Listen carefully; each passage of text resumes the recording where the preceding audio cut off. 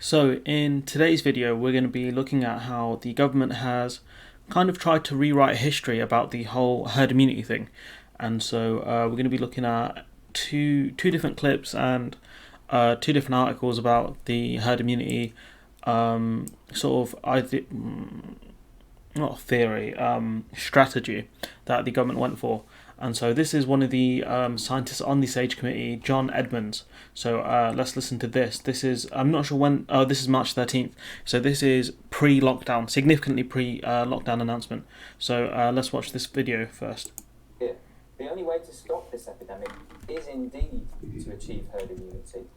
Okay, Thomas, you're The other dude in the background, he's just... shaking your head, and now you've got your head buried in your hands. What's your response to what John Edmunds just said?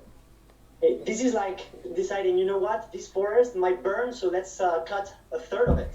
This is crazy. We want to have 10, 20, 30% of the population catch this. The UK has, 66 million people. That's how many people? That's around 20 million people. 1% of these people are going to die. So we're saying we want to kill 200,000 people in the UK. So that's... I don't think anyone is saying that. But I think there is a real debate in the scientific community. So I don't know why they've muted his mic, but it's very obvious that if you allow it to go through the country for herd immunity, then what's going to happen is people are going to die, significant amounts of people. He put the figure at 1%. I think, from what I've seen, it's closer to 3%, but it depends on which countries you look at and different studies. Like I said, there's a Lancet study that puts at 3%, but that's a study that came out in January, so that's possibly wrong. If you can hear that buzzing sound, there's a really annoying fly just above my head as well, which I need to deal with. And so, this isn't... I couldn't find the actual original clip from this, but what we can tell is that this isn't the herd immunity of a vaccination. This is the herd immunity of we're going to let it run through the country. That's the strategy here. And so this is just a PSA. If anyone does watch this video, it's been edited around the 21-second mark. So if you look here, when he answers the question... You can see there's jump cuts. So I found the full clip for this one, luckily, and so I'm just going to play this one for you guys so we can watch this one and then we can come back. This one's slightly longer, so I've kicked the speed to 1.25, just so it plays a bit quicker. You believe... I mean, did you change your mind on herd immunity?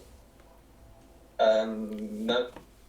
What is your... I don't know what you mean by that. Herd immunity is just a thing. Yeah? Herd immunity or population immunity is what all epidemics of this nature will eventually come to an end when you reach a certain level of immunity in the population. And there's two ways that can happen. One is by natural infection, and that's by far the worst way of doing it. That's not what he said in the other video, big man.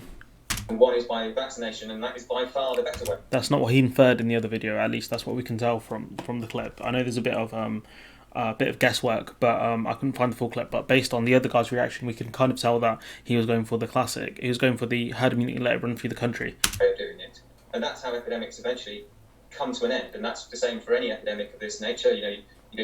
You could allow measles cases to occur, or you could vaccinate to prevent measles. It's exactly the same. Vaccination is by far the better way to do it. But the epidemic of measles and the epidemic of COVID comes to an end when you don't have to have all these other restrictions and so on in place. Finally comes to an end when levels of immunity in the population are such that the transmission chains are broken. And the best way to do that is through vaccination. But there's no vaccine right now. But for a period in March, the government appeared to be pursuing a strategy of mitigating the spread of the virus, allowing Cheltenham races, for example, to go ahead between March the 10th and March the 13th, allowing it to spread naturally, to allow the development of some herd immunity. Was that a mistake? I don't know. I'm not quite sure whether that really was the strategy. I think that Evidently it was, because they didn't shut down schools till later, and we'll get to that article in a minute. at the time it was difficult to imagine, we weren't sure by what levels of compliance with various social distance measures were possible. It hadn't been done in the UK or even in Europe up until Italy then started going into lockdown around the middle of March, and I think that changed things. I think that changed the way that up until that point, you'd seen very restrictive measures taking place in China, and I think it was hard to imagine that we would do that here in the UK. Was that why you didn't model full lockdown until the middle of March? I think it was very hard. I don't think anybody looked at it. It wasn't just myself. I don't think anybody. I mean, we all looked at a range of different measures, some of which were very stringent. But it was, it's difficult to say, but it was difficult to imagine just how, well, in some sense, it was difficult to imagine just how easy the lockdown was. You see what I mean? That people actually would go along with it. So if you'd known how compliant the British population would be... No, but if you had known, I'm just saying, if you had known, looking back now... We'd never done this before. But if you had known, you would have recommended lockdown earlier. We couldn't possibly have known that. No, I'm not suggesting you could have known it, but now you do know it, do you think it would have been advisable to have imposed lockdown earlier? It would have saved lives. As I said, I think you've got to make a balance, and frankly, I don't have to make that balance, but people have to, politicians have to make those decisions. Boris Johnson. So we'll leave it there. He's kind of denying the whole herd immunity thing, saying that we didn't want to do the lockdown because we didn't know how people would react, and the fact that Italy actually did. I think they were the first country in Europe to lock down. The Italians weren't like, oh, no one's ever done this lockdown before. They were like, we need to mitigate this thing. We need to keep people as safe as possible. We're going to institute a lockdown. Their lockdown was more aggressive than ours as well, but they had longer to plan out for it because they were discussing it for a lot longer. And so what we can tell from this is the government were scared of public backlash, essentially, and that's why they didn't make the right decision. That's embarrassing. To be honest, you make the public understand. You did it with Brexit. You did it through asinine things over things that were intangible. Now you can say there's a virus. It's coming to this country. It's killing thousands of people in China, and that we need to lock down the country, which eventually happened anyways. And so the fact that we took the lead, we didn't take the lead, we followed the steps of Spain and Italy rather than us taking the lead, shows how weak the leadership is in this country, that they were fearing backlash instead of making the right decision for the population. And so if we go here to this article, this was from the 13th of March, we can see that Britain's chief scientific advisor, not this dude, this is someone else, Patrick Vallance, I think it is, said that about 40 million of the population would need to catch the coronavirus in the build-up to herd immunity. So in March, they were obviously pursuing herd immunity, defending Boris Johnson's plan not to follow other European countries by closing schools and banning mass gatherings. Patrick Vallance said the government's aim is to reduce the peak of the epidemic, pull it down and broaden it while protecting the elderly and vulnerable. But Patrick told Sky News that experts estimated that 60% of the UK's 66 million population would have to contract the virus for society to build up herd immunity. Communities would be immune to it and going to be an important part of controlling the virus in the long term. So 60% to get herd immunity, and around 1 to 3% of that 60% would have died.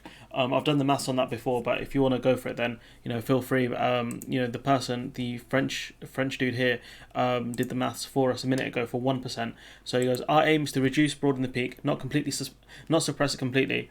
Also, because the vast majority of people will get a mild illness to build up some kind of herd immunity. So it's very, very obvious that they were going for herd immunity in the first place. So it's very difficult to deny, especially because most of the stuff's on video. And so the article, Downing Street further has decided to postpone May elections, all this stuff. The rest of this article is not mega important. Johnson started on Thursday start to introduce stage interventions, starting with people who had a cough to self-isolate for 7 days, even though the World Health Organization said it should be 14 days after showing the end of symptoms. So after you stop showing symptoms, you should still self-isolate for 14 days so you don't infect other people. But no, we went with 7 days. It's an absolute joke. We still had matches going on. There was the Cheltenham race thing. Atletico Madrid fans came to Liverpool to watch the match, and we know that Spain had a big outbreak. So I think that would have affected Liverpool greatly. The fact that you had so many people coming from Spain who potentially had the coronavirus coming into England, and so these guys are a bunch of jokers. So this is on the 13th of March. Them pushing herd immunity. So if we jump to this next article, we can see that on the 23rd of March, the government started putting in steps to limit movement, right? So from between the 13th of March to the 23rd of March. So what's that? 2 weeks. Are we in March? No. So there's the 13th of March there. Here's the 23rd. So within less than 2 weeks, they decided to shut down the government. So I don't know which point they would have done it. Maybe it was the Monday, they said. So within about a week, they're saying lock down the country. Did not prepare for it at all. The only one who you could argue had some semblance of preparation was Sunak with the furlough scheme. That was it. The rest of them had no clue what the hell they were doing. And so we can see that the government's actively trying to rewrite history, starting with Sage Dude here, John Edmunds, and also Matt Hancock with the protective ring around care homes, which is another video I'm going to make for another time. But what we can see is that the government are actively trying to rewrite history and rewrite their own failings. Specifically with this guy, he's a member of SAGE as well, with the scientific committee. I would get it if he said we made some mistakes, right? As a scientist, we believe this was the right thing to do. But what this committee evidently has done, or what this man's advice is, follow what the government's tagline is. And so when they say follow the science, they're going to bury these scientists.